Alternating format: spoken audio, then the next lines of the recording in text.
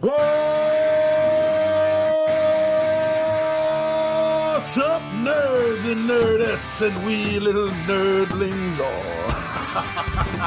It's your buddy Johnny G for Two Gun Pixie presents Legendary Gaming. Shut up and sit down. All right, we are here. It is Tuesday. That means we're doing another Tabletop Takeout. We do this every Tuesday. We actually do a video every day of the week, but every Tuesday we dedicate to these bullet points. Reasons as to why myself, 2GP partner Tom Vulo, the 20-sided Warriors, my wife, why one of us likes a particular game when it hits that damn table.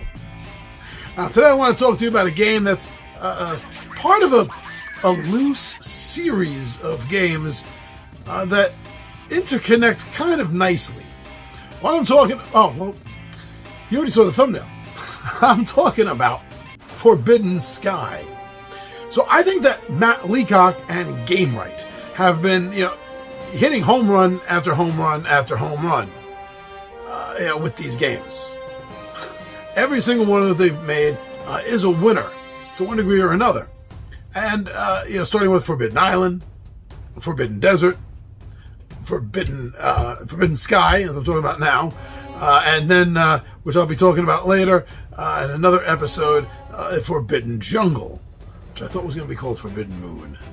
I'll get to that in that video. But yeah, they've been hitting them out of the ballpark. I mean, this is a grand slam. This is the fourth one, so that makes it a grand slam. They're doing pretty damn good. But let me tell you about particulars about the game, in case you don't know Gamewright and you don't know Matt Leacock and you're not familiar with the Forbidden series. This is a series of high adventure. You and a team of other explorers from one game to another are exploring and trying to find artifacts. It actually starts off with the first one with the island sinks where you're trying to find these artifacts, and you just barely, if you win, you just barely helicopter off. And then the second game in desert, your helicopter is crashed into the desert, and you got to find these parts to make this weird artifact flying craft. Yeah, not a plane, not really. And then the next game, Forbidden Sky, which we're talking about now, it gets to a platform in the middle of a sky during a raging storm, lightning, high winds. It's danger all around. Now, each of these games has progressed. This is something I like about this game in particular, and in general about the series, is each of these games has a progression level of toughness, I find.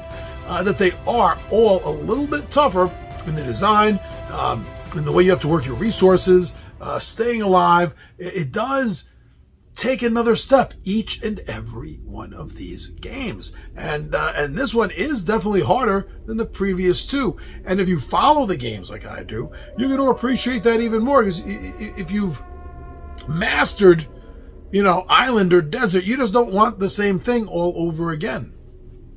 And this keeps delivering with something new while keeping it something familiar. Unlike the previous two, in this one, it's not a set, fixed, pre-built board on your table. As you're exploring, you're opening up tiles. It's a tile-laying game. It's the first time that this system has used that, and wow, it just opens everything up. It changes it, makes it bigger as far as your strategy goes, and the gameplay in general.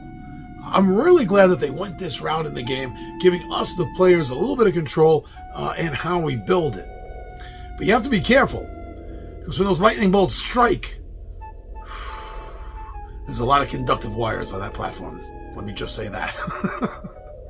Oh, speaking of lightning, electricity, wires, yeah.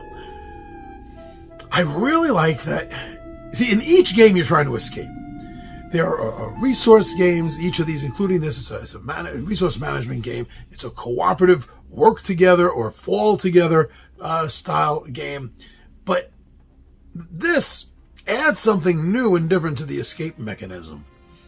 Now, in all the games, you're finding things. I mean, literally physical components they throw in the game that represent something to do with your escape. Like in the first game, well, it's just a tile in the first game. But in the second game, you're getting the actual pieces to build and make this weird, ancient, relic-looking flying machine work. And this one, they keep that concept.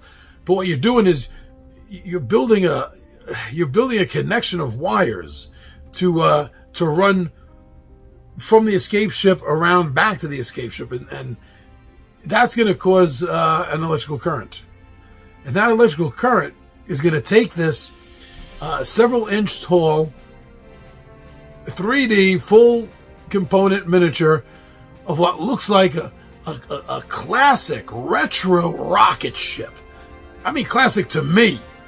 Like something my dad would have seen in the movie serials in the 30s and the 40s. Buck Rogers movie serial kind of rocket ship. And it lights up. It does. It actually lights up. The battery component inside, which is a watch battery, it's supposed to be able to last for years, is what powers it. So when you get the metal wires around and coming back, it makes that conduit, and that then lights up the ship. Now, it doesn't launch or fly or anything. I mean, we're not at that level of Jetsons yet when it comes to our toys and our games. But it is really kind of cool. You hear it power up. You see the lights go off. I mean, it is pure, audio and visual candy. And they knew that going in, and they did a damn good job of making it work.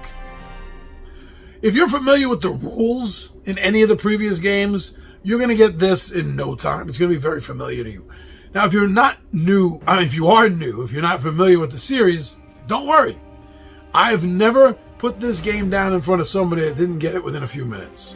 It's a very quick and easy system. It flows organically. How the rules work, why they work, everything just logically makes sense.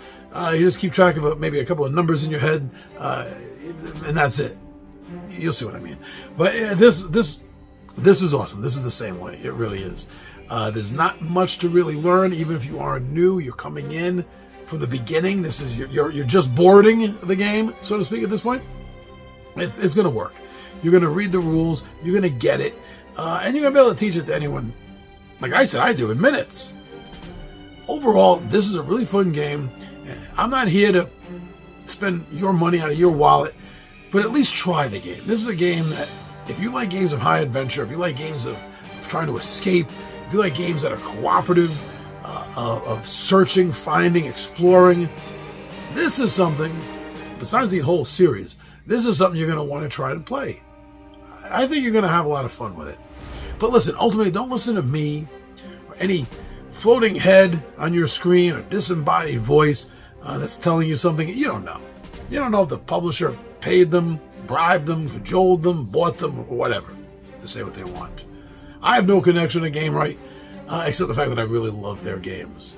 So I think the best thing to do is go find and watch some playthroughs. Seeing how a game is played, seeing how the players interact with the game around the table is always going to be your best indication whether this is something that you probably will, and your friends, your family, your gaming buddies will enjoy. So go. Get some more information. Don't be influenced. Be informed. Go get some more information. Come back and let us know what you think of Forbidden Sky.